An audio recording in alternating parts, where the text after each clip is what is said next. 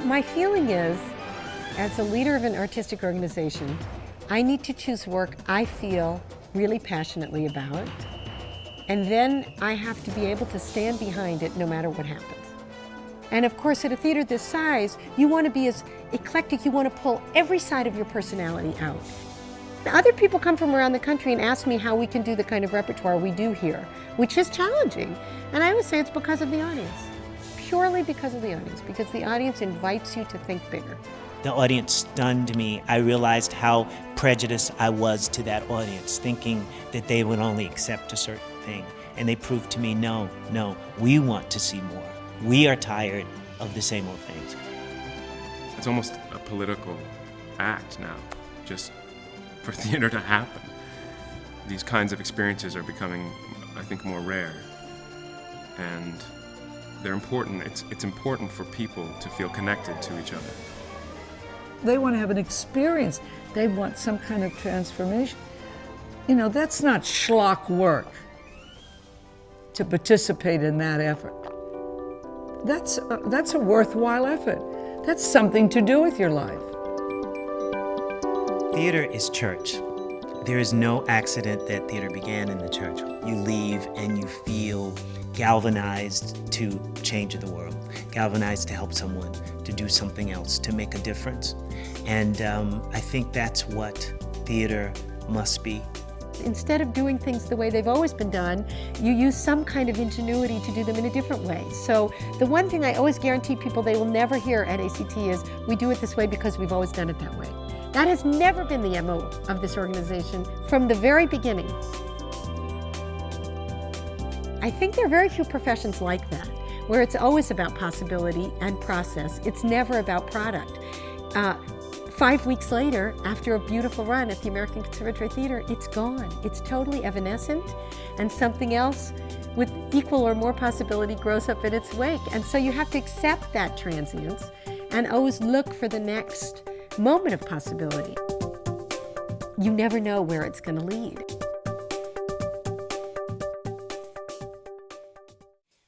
I can read you like a self-help paperback book. Don't need no psychiatrist to diagnose that desperate look. I think it's great you miss your folks at home and all, but do mom and dad have reefer plants that can grow 9 feet tall? And wash your hands of the bad luck. When it gets too rough, you gotta see the bigger plan. Oh, Marianne, you gotta give it up. So you take commands while you grease up when you get stuck, so you can sock it to the man. I want to tell you that I thought that you might not quite be able to take it. What I mean is that it seemed to me you could be a little weak in the knees. You and we have fortunately come together through circumstances. To speak your lingo, I might say, stay pretty please. Marianne, you gotta shake it off, or else be damned. You're gonna reach up, grab him by the nuts, and bring him like a rag. Oh, Marianne, you touch the ocean with the sand. You better speak up when it gets too much. How can we make you understand? The grass doesn't grow as green in Cleveland. Could your dentist be a big drag queen in Cleveland? You can't go to dance your ass off out in Cleveland. But the Christ is waiting for you out in Cleveland. But here you're Marijuana, Marianne. Your co-ed's on a Marianne. You're selling on the corner, Marianne. You can tell them all that you're Marianne from San Francisco. San Francisco. Okay, that's a little sneak preview of Tales of the City, which is playing at A.C.T. right now. So, I know that I'm the only thing standing between you and a break. So, and I also know that I discovered, to my sort of fascination and horror, that I'm the only person here today that doesn't have a PowerPoint presentation. But then that wonderful Professor Picard showed us that thing that you put on your arm, and when the new speaker comes out, everybody gets emotionally engaged, and the moment the PowerPoint turns on, we all go, So this is why I so profoundly believe that live theater, are you getting a feedback that I'm getting here? No. That live theater, and I really mean live, a real person standing like myself looking at a real audience in real time, not virtual, not streamed, but here in the room together, is important. And it's funny that we even have to defend it now. It's the most ancient thing there is. That wonderful talk this morning about 1,000 memories is all that the theater is. It's the live embodiment of memory, of oral culture, as we sat around a fire and told stories about ourselves and our lives to pass on to the next generation. That became the theater. So it's funny that now we ask the question, should there be live theater? Does live theater matter? And in fact, it's always funny to me that we call it live theater, I think, as opposed to what? There is dead theater, or recycled theater, boring theater. All of these things are possible. But live theater, if you think about it, is actually a complete oxymoron, which is the sort of joy and fascination of what I do for a living, which is that in order, and I'm not an actor, but I'm a director, and I run a theater, and I teach acting. We have a big acting school at A.C.T., and I'm really fascinated by that sort of shamanistic, transformational thing that happens when a human being gets on a stage and through the power of their imagination and empathy and observation and skill becomes a character you've never met, takes you on a journey over a course of a couple of hours, and comes out of it at the other end, steps out like a swimmer getting out of a pool, and takes a bow. That is the most magical thing in the world. It doesn't need anything, except it needs everything. Because play is the most fundamental thing that human beings are wired to do. We forget this when we grow up.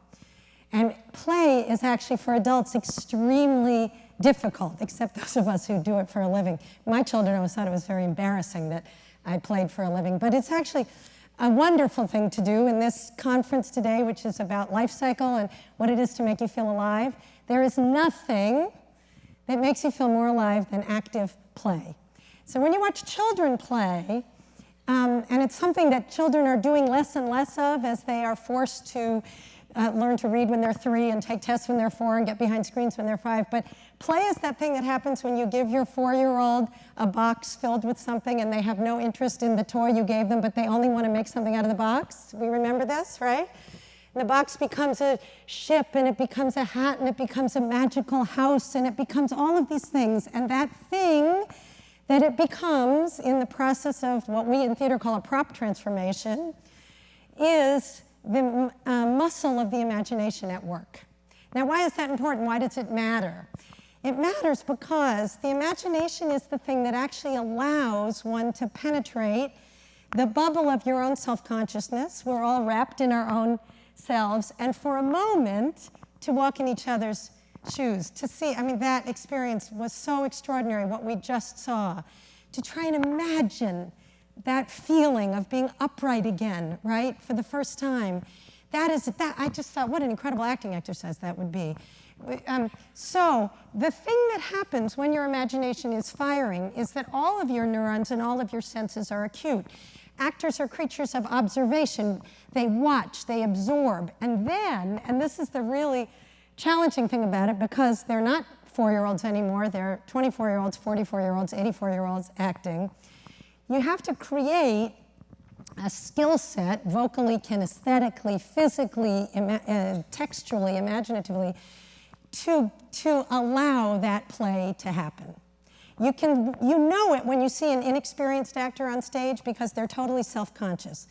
And the paradox of great theater is that unself-consciousness, that thing that we call flow, right, comes when your skill set is so perfectly attuned to the impulse that you have that you are free of self-consciousness. You can watch this with great chefs and great surgeons and great athletes, great teachers, that the self-consciousness is penetrated because you have the skill set to actually do what you need to do. If you're going to play King Lear, you've spent your career studying iambic pentameter, creating a vocal cavity in yourself that can sustain Shakespearean language over 3.5 hours of enormous emotional ride. You have a physical instrument that will withstand crawling on your knees at age 70. Olympia Dukakis, that woman can do that because she's trained to do that all her life. So part of the beauty of live theater, for those of us who experience it as an audience, is that paradox. You sit in the house. If it's something that's truly engaging, you feel you're watching real life being lived on stage. But by the same token, you know that it's play. Now that is very important. That's why I try to do plays that actually announce their theatricality, that don't pretend to be television, that aren't movies of the week, that actually say, this is a play. And how do you do that? All kinds of ways. You use movement, people sing in the middle of it, people direct the audience, address the audience directly. Whatever you can do in a play to actually let the audience know that they are part of the room. And that's important because two things happen when you see a play. You empathize, you imagine, and yet you process because you're in the safety of your own seat. So if you go see Medea, I'm sure all of us have had that moment who have children where we said, I'm going to kill you if you do that again. But hopefully most of us have never actually done that. So you go see Medea. You watch a woman who is driven to a point of despair and jealousy that is so overwhelming that she kills her children. If it's a great production and it's a great actress, because it's such a great text, Euripides, 2,500 years ago, one of the great pieces of dramatic literature, you understand, you empathize, you experience it, but you also are safe. You're safe in your seat. You're not going to go kill your children. What do you take away with you when you leave the theater? You take away with you a widened lens, a different kind of empathy. So when you see international theater, you start to experience cultural patterns, habits, languages that are not your own. All of those things take you out of your bubble, your own self-consciousness, into a kind of expanded imagination, which happens, I know it can happen in other media, but I always feel like it happens most richly when it's live, because the body of the person standing in front of you is so indisputable. It's very moving. It's very moving to know that that thing is happening in real time, unlike a movie where it's repeated, it's canned, whatever you do as an audience, it doesn't matter, they're going to play it the same way. You never realize, you audience members, that for the actors on stage, it's a different performance every night, depending on what they get back from you. And that interactive feedback loop is incredibly rich and exciting. Now, of course, we always joke in the theater, never go on stage with an animal or a child, because they will always be more alive and more interesting than anything an actor does. This is true. And the other thing is, audiences always wake up when there's a total snafu, as we've seen today, right? When suddenly somebody's standing there ready to give their high technology talk, and they hit the clicker and there's no technology. I always love those moments. And it's happened, in my career in the theater, and I've been in the theater a long time, I remember those moments like in Tennessee Williams' The Rose Tattoo, when the goat, who is the symbol of aphrodisiac kind of heat, is there tethered on the side, and Marco Baricelli, beautiful actor, begins the play, and the opening night, the goat decides to walk halfway across the stage and pee all over the scenery, right? It's an animal, what were you gonna do? And Marco had to stand there in real time and live with the goat peeing on the scenery, stay in character, move off stage. That same actor, it's not that he attracts disaster, but I do remember, we did the American premiere of a beautiful Tom Stoppard play called The Invention of Love, and they're on a boat, and they're supposed to be gliding across the water, and we had a winch under the stage, and Tom Stoppard himself and I are sitting in the back of the house, and suddenly we hear the winch grind to a halt, and the boat just stops. There's a little moment, the actors breathe, and then you watch them get out of the boat and walk on the water. And you thought, okay, and this show, we just opened Tales of the City, the new musical of Armistead Maupin's beautiful books, and part of building a musical in real time for an audience night after night, I don't know if you know this, but that's what a preview is. If you come to a preview, we're working. We work 5 hours every afternoon, and we show you what we've got. We learn what you gather, what you're bored with, what you're excited about. We wish you had those little sensors on, but we don't need them in the theater because we can hear it. We know when you're bored. We know when you walk with your feet, meaning I'm out of here, I'm not coming back. We listen in the ladies' room. We hear what you have to say. We go back into the room the next day. We work 5 hours. We do another show. So this show, Tales of the City in previews, we cut 40 minutes off the show. During the previews, we lost 4 songs. And of course, one of the things we forgot, it's live theater, is all those costume changes happening backstage, 1,200 costume pieces, change when you've cut a song. So the first preview, the actor playing Beecham, missed his change. He came out in his suit jacket and his boxer shorts, like running to make his song. So that's live theater. Anything can happen. It's virtuosic, it's alive, and you as the audience member are seeing something that no one will ever see again. That's sort of thrilling. The other thing, and I really think this is worth fighting for all of us right now, talk about feeling more fully alive, is that our imaginations can fill in much more than we think they can. We don't need to put everything on stage that a television set does or that a film set does. We can evoke by the merest image something that can galvanize the imagination of the whole audience. I went recently in New York. I urge you to see this company if you can. They're called the Belarus Free Theater. They've been exiled from their country for political protests. And they do a piece called Being Harold Pinter, which is excerpts of work from Harold Pinter's oeuvre. And one of the scenes, they have no scenery because they have to travel everywhere with a few suitcases. Bare stage, and there were apples on the stage, red apples. And in the beginning I thought, oh, and folding chairs. That's it. And I thought, oh, we've seen a lot of difficult things with this company, but now they're apples. They were beautiful. Well, of course, during the course of this short sketch, the folding chairs, which just are chairs, started to slam. You know that sound? And suddenly it became incredibly violent. Just the sound of metal. You started to hear those prison gates clanging, and then, sometimes randomly and sometimes deliberately, the apple started to get smashed. And by the end of the little sketch, there were just bits of fruit oozing juice all over the floor, and everybody in the room knew those were human heads that had been hit, and bodies that had been hurt, and people that had been locked up. We didn't need to see it in literal terms. Everybody's imagination took a look at what was on that floor, and they knew what it was. And there was a sort of silence in that room that was incredibly collective. So this leads me to the other thing I want to say to you about why I think live theater matters, which is we're all in this room at the same time. And I know, because this is San Francisco and it's so high-tech and we all have hashtags and we have to Twitter all the time, blah, blah, blah, right? But that's the least interesting part of being in the room together. This is the interesting part, right? That we actually are sitting here with people who are very different from us, who laugh at different things, who are different ages, different backgrounds, different whatever, but we're all experiencing something, and when it's a play, that's a really interesting thing. It can be a very uncomfortable thing, that something you think is funny, somebody else finds offensive, and vice versa, but you are sitting in proximity to them. I'm really interested in the slow food movement, in locavore eating, and locavore theater. And I think these things kind of go together. You know, just the way we try to avoid food chains and fast food, and we're interested in having a meal that's actually made with us in mind, with something that maybe is grown here, that we know where it came from. There's something really thrilling about theater that isn't what I call Mick theater, which is in every city in America. You can see another version of Wicked. If that's your beat, don't worry, you can see it. It's out there. What's really interesting is when you can see, for instance, a resident company of artists whom you know, whether those are the dancers in the San Francisco Ballet or the players in SF Jazz or the actors in A.C.T's core company, artists whom you know that are part of your community in an audience that is a community seeing work that's created for that community. And that local aspect of live theater is really magical because it has to be local. Theater has to be local. You can stream it, you can film it, you can do whatever, but it actually is happening in real time in a real space for real people. So we tried this experiment starting about 6 years ago at A.C.T. that we would create once a year a piece about the Bay Area.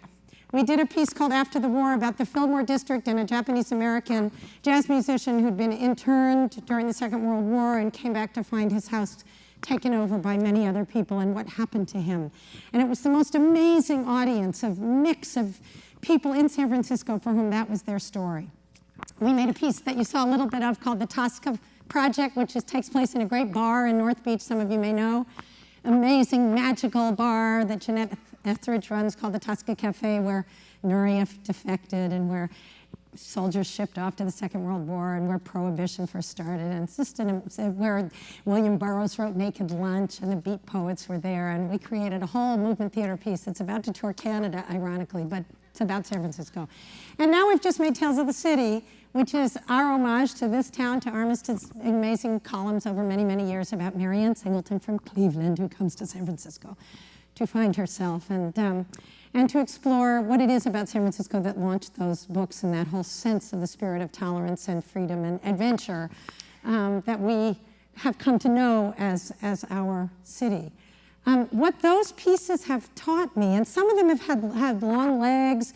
I'm sure Tales of the City will have a long life and will be seen in other towns, but it will never be like it was the opening night here in this town, when people from this city sat in that audience and they saw Tales of the City on the screen, San Francisco 1976, and they saw that mirror ball and they heard that music and they knew it was their story. So both of these things are really important. We are local people in a global world. In order for us not to be myopic, fractured people who only curate our own little iTunes stream and TiVo our own TV and choose only the experiences we want to have, it's sometimes really great to get out of our choice bubble into something that has a wider lens, to sit with a group of people who are not the people we know and experience something altogether. That's why Charles Wright said, it's like church. You go there with a bunch of people and something happens collectively.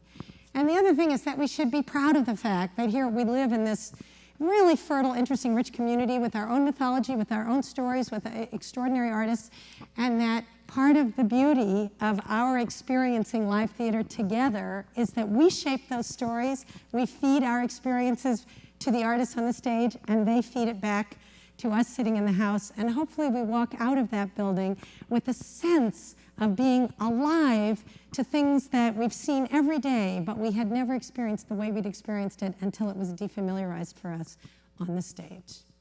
Thank you. Now you get a break.